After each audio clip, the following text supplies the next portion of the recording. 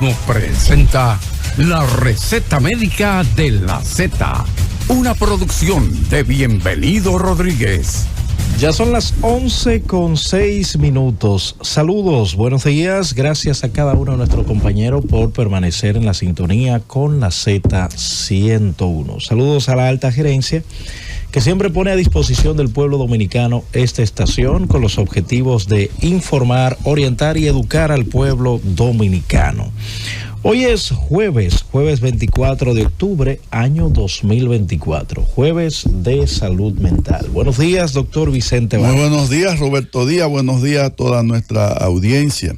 Yo estoy muy contento y muy animado con el programa de hoy, porque en el día de hoy hemos invitado a un destacado médico cardiólogo, el doctor Rafael Lugo, venezolano, pero ya él es dominicano. Casi no se lo robamos a Venezuela. Así que, doctor Rafael Lugo, bienvenido a su programa. Aquí está usted. Salude a nuestra audiencia. Gracias, doctor Vargas, y saludo cariñosamente a toda la audiencia de este programa tan prestigioso y que ayuda tanto a la población.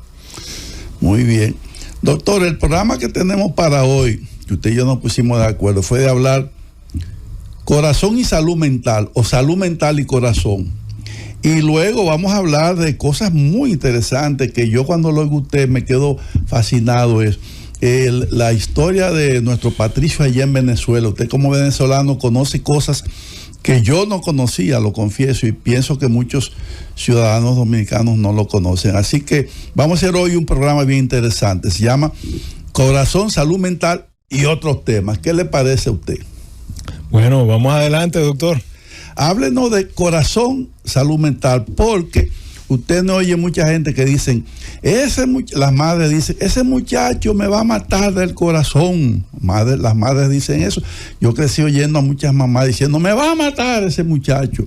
Y se apretaban aquí el corazón porque los disgustos que le da ese hijo. Hay gente que dice, le subió la presión por el estrés que tiene, la situación que lleva en el trabajo, las deudas, el disgusto que le da el marido, la esposa, hace que le suba la presión.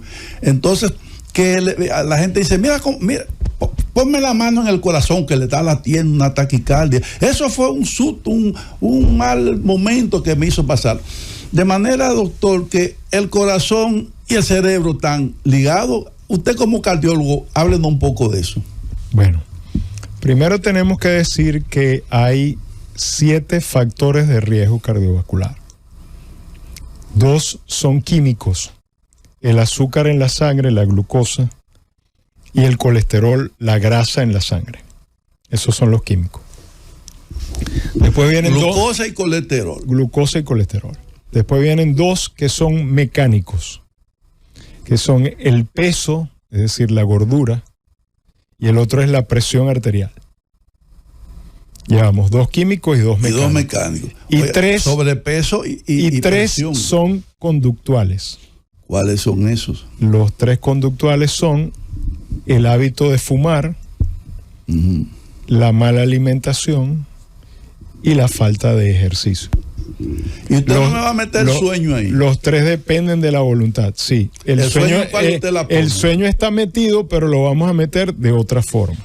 Ok. Esos son los 7 factores. Entonces, para contrarrestar esos 7 factores, 2 químicos, 2 mecánicos y 3 conductuales, usted debe seguir un programa de 8 puntos, que son los 8 esenciales de la salud. ¿Cuáles son esos? De esos 8, 4 dependen solo del paciente. ¿Cuáles? Los 4 que dependen del paciente son no fumar, pero yo agregaría no tener una adicción. Y cuento una historia breve. Cuando se hizo el documento, solo se incluyó el tabaco, porque no hubo consenso en incluir el alcohol y se decidió no mencionar las drogas mal llamadas recreacionales. ¿Cuáles son esas? La marihuana, la cocaína, el éxtasis, todas esas cosas. Se llaman vulgarmente recreacionales y no deberían llamarse así porque son una amenaza, matan al paciente. Ok, Con el alcohol no se llegó a un acuerdo porque hubo 3 posturas. La postura canadiense que decía que había que prohibir totalmente el consumo de alcohol. La postura europea, que decían que había que permitir un consumo moderado porque eso forma parte de la vida cotidiana de los europeos, tomar vino con el almuerzo, con la cena, que eso no estaba mal. Y la postura de los americanos, que como siempre, sabes, eran un poco, vamos a decir, ambiguos, que ellos no eran una institución moral para decirle a la gente lo que tenía que hacer y que cada quien bebiera lo que le pareciera. Okay, pero en todo caso, no hay que tener ninguna adicción. Y como estamos en el siglo XXI, una adicción importante es el celular. Sí, incluso ya yo salgo de mi casa y me devuelvo a buscar ese celular. Pero posiblemente es importante mencionar una obra de un filósofo surcoreano que da clases en la Universidad de Berlín, que se llama Byung-Chul Han, que escribió un libro que se llama No Cosas, en donde dice que nos hemos vuelto solo información. Todo gira en torno al celular. No nos abrazamos, no nos besamos. Vamos a una cena y está todo el mundo con el celular, viendo el celular. No están conversando, no están... Incluso hay movimientos ya donde es obligatorio al llegar a una cena familiar apagar todos los teléfonos y guardarlos para favorecer la comunicación. Cosa que era impensable en el pasado. El otro punto que depende del paciente es dormir bien. ¿Cuánto es dormir bien? 7 horas mínimo, 9 horas máximo. Si usted duerme menos, está mal, y si usted duerme más, también está mal. Pero esas horas deben ser ininterrumpidas. Deben ser ininterrumpidas. Y aprovecho tu comentario porque existe una patología que se llama la apnea obstructiva del sueño, sí, que es muy prevalente, donde hay una obstrucción de la vía respiratoria, requeriría otra explicación, pero que algunos pacientes lo tienen, pero como la vida tiene que seguir, se acostumbran a vivir con eso y tal vez nunca descubran que esa hipoxia que ocurre en el paciente que tiene apnea del sueño a largo plazo, todos los días, todas las noches, sábados y domingos, días de fiesta, daña el cerebro y puede al final producir un cuadro que no puede diferenciarse del Alzheimer, de la demencia producida por el Alzheimer.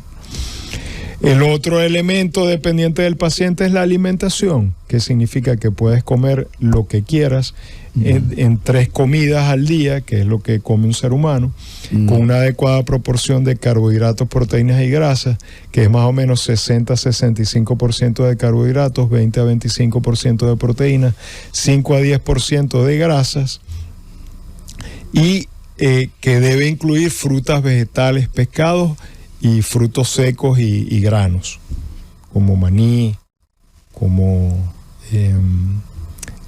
habichuelas, etc. Y por último, hacer actividad física. 150 minutos de caminata a la semana, que es media hora 5 veces a la semana, y 2 sesiones de pesas a la semana, porque el músculo también es un órgano importante para mantenerte independiente. Por ejemplo, si tú eres una persona mayor de 65 años y tienes nietos, te gustaría cargarlos, pero si no tienes condición muscular y no haces ejercicio, posiblemente no lo puedas hacer. Digo esto porque la fuerza más importante que mueve al ser humano es el amor. El amor es el que da valor a nuestras acciones, si no, no tenemos que estar aquí. Así es. Y los 4 que el médico debe cuidar son el peso, la presión arterial, la glucosa y el colesterol en la sangre. Esos son los 8 puntos. Muy bien, qué interesante. Roberto, tú estás igual que yo, fascinado con el doctor Lugo, todo eso cuando está diciendo de la salud mental y el corazón. Tú como psicólogo, ¿qué te parece? Ahí incluyó 3 puntos que tienen que ver fundamentalmente con la conducta, y yo diría prácticamente todo, doctor, tiene que ver con la conducta del individuo. Y esto es parte de lo que usted ha planteado de la salud mental. La parte de, por ejemplo, desarrollar la disciplina de no tener una vida sedentaria, hacer ejercicio. La correcta alimentación, porque ni siquiera vamos a hablar de buena alimentación, sino la correcta alimentación. Puede comer de todo, pero tiene que ver mucho con la cantidad del alimento que la persona vaya a ingerir. Pero hay personas que, por cierto, doctor, se habla, y no sé cómo definir esto, de la adicción a la comida. ¿Es correcto eso? Es correcto, claro que sí. Incluso ya aprovecho para saludar al doctor Samuel Ramos, que es el presidente de Fundo de la Fundación para el Estudio de la Obesidad en República Dominicana. Es uno de los directivos de la Sociedad Dominicana de Cardiología. Fundó una iniciativa que se llama Dominicana Saludable, que incluye a todas las sociedades científicas médicas del país. Y él es el abanderado del etiquetado frontal de los alimentos. Lideró un proyecto que, con éxito, financiado por la Asociación para el Estudio de la Diabetes en Latinoamérica, y ellos hicieron un programa piloto en una escuela de Santiago donde lograron revertir la obesidad y el sobrepeso en los niños, demostrando que el tipo de alimentos que se vendían en las escuelas, refrescos, gaseosas, pues, dulces, caramelos y alimentos fritos, ¿sabes? Quipe frito, empanadas fritas, fueron haciendo un programa de desmonte de todas esas cosas en la escuela. En la escuela no se permiten refrescos, ni Coca-Cola, perdón por pero no se permiten bebidas carbonatadas, sí. No se permiten golosinas, no se permiten alimentos fritos, porque todo es cuestión de costumbre. Entonces, el programa, en una oportunidad que ustedes me invitaron, les hablé del libro ese de la ética de la autenticidad. Sí. Porque el problema que tenemos en la actualidad es que la gente dice que es libre de hacer lo que le parezca. Pero eso no es libertad, eso es libertinaje. Entonces, si tú vas a comer sin medida, vas a tomar alcohol sin medida, vas a fumar sin medida, vas a tener sexo sin medida, eso no es ser libre, eso es ser libertino y ser presa de tus propias pasiones. Entonces, si no hay control, que es la palabra clave, para comer, para tomar, para consumir cualquier cosa, sí, tú vas a ponerte gordo, y es lo que hablábamos en una oportunidad, que es lo que se denomina la transición epidemiológica. Cuando éramos hombres primitivos teníamos que caminar 30 kilómetros diarios y había que cazar la comida. Por casualidad descubrimos que si tú un pedazo de carne lo cocinas, es más fácil de digerir que si está crudo. ¿Ves? ¿Cómo descubrimos eso? Porque cayó un rayo, hubo fuego y quemamos la carne que habíamos quitado al animal y vimos que era más fácil de comer. Pero ahora tú abres la puerta del refrigerador y tienes una oferta ilimitada de calorías. Puedes comerte la nevera completa. Tienes una cama acolchada, no tienes que dormir en el suelo, y vas a la marquesina y te montas en tu vehículo y no tienes que caminar, no tienes que hacer nada. Incluso hay gente que utiliza el vehículo para ir a una cuadra a la farmacia y regresar a la casa en vez de irse caminando, porque... Y ahora están los drive-thru que usted pide por ventanilla. Y exactamente, no tiene... cada vez menos esfuerzo. Y entonces siempre cuento una anécdota de yo trabajaba en el Hospital Militar de Caracas y me mandaron una vez de comisión a ver un personaje del ejército israelí que se había enfermado. Y yo lo fui a ver en un hotel, y cuando entré al hotel veo que la suite estaba vacía y le pregunté al decán, ¿y dónde está? No, entre, que él esté ahí. Y lo encontré acostado en el balcón, en el suelo del balcón de la habitación. Y yo pensé que era que tenía algo, y dice, no, doctor, yo no tengo nada, yo estoy bien. Lo que pasa es que yo soy un hombre de la milicia. Cada cierto tiempo practico estar aquí, porque si me acostumbro a estar muy cómodo, cuando llega el momento no voy a estar preparado. Y yo pienso que ese es uno de los problemas que tiene el mundo moderno. Solo vivimos para la comodidad, para el hedonismo, la búsqueda del placer, evitar el dolor, ¿ves?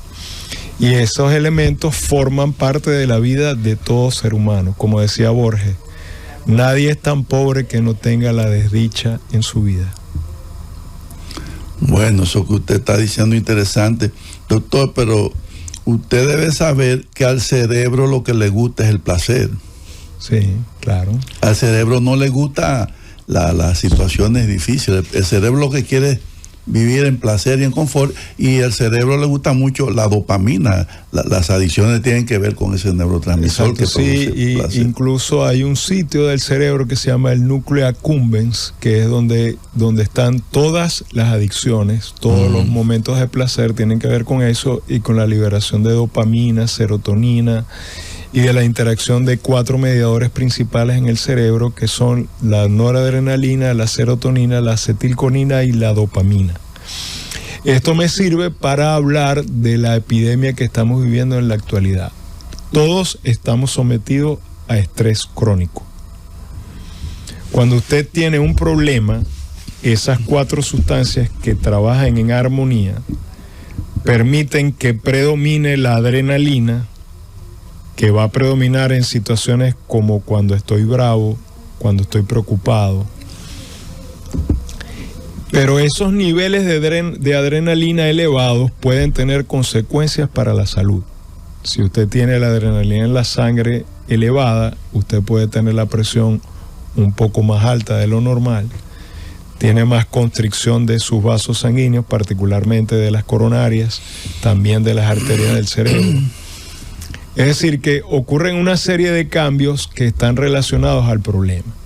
Ahora, si el problema vamos a definirlo por tiempo, vamos a suponer, terminé con mi novia. El momento en que se decide la ruptura es el momento 0. Vamos a llamar el evento agudo los primeros 30 días. Si el problema después de los 30 días sigo con el despecho, vamos a decir, después de los 30 días, ya no se llama agudo, sino subagudo, y va a ser el periodo subagudo los primeros 6 meses. Si el problema después de los 6 meses, el despecho o el duelo porque perdí un ser querido, o porque un hijo se me fue a estudiar a otro país, o porque tuve que emigrar, el proceso dura más de 6 meses, se llama estrés crónico, que es lo que tenemos la mayoría de las personas. El cuerpo, en un primer momento, en ese periodo inicial menor a 6 meses, utiliza un recurso que se llama el estado alostático, donde sustancias antiinflamatorias, como las prostaglandinas, la misma serotonina, la dopamina, contrarrestan el efecto de esos niveles de adrenalina, de dihidroepiandrosterona, cortisol, que se elevaron por el problema. Y me mantiene en un estado de salud. Pero si el problema persiste y esos mediadores, vuelvo a repetir, cortisol, dihidroepiandrosterona, adrenalina, vamos a decir, las hormonas del estrés predominan, salimos del estado alostático, que es el de salud, y caemos en una situación que se llama carga alostática, donde empiezan a aparecer problemas cardiovasculares. ¿Cuáles son? Hipertensión, isquemia miocárdica, obesidad, diabetes, incremento de infecciones, colitis, asma, úlceras, depresión, ansiedad, trastorno de estrés postraumático. Y ahí podemos estar un tiempo. Los problemas pueden durar décadas, porque usted puede tener un matrimonio conflictivo décadas, puede tener un trabajo que necesita pero que no le gusta y tenerlo décadas, y eso hace que yo siempre le muestro a los pacientes una caricatura de un paciente que se dejó engordar, que vive con la palabra de autoindulgencia permanente: es que yo estoy muy ocupado, no tengo tiempo para hacer ejercicio. Como tiene ese problema, empieza a beber, a fumar, a drogarse o a andar con otras mujeres. No duerme en las noches porque tiene doble vida, o porque siempre está drogado o bebido o fumando en exceso, y eso produce un estado que se llama de sobrecarga alostática, que produce deterioro cognitivo, daño cerebral y muerte precoz por todo esto que les he mencionado, que es la primera evidencia de que los problemas de la vida pueden ocasionar problemas del corazón y muerte prematura por esta situación. Vamos a hacer un corte, doctor Vicente. Sí. Al regreso vamos a continuar con esta interesante entrevista en la receta médica de la Z. Llévatelo, Cundo.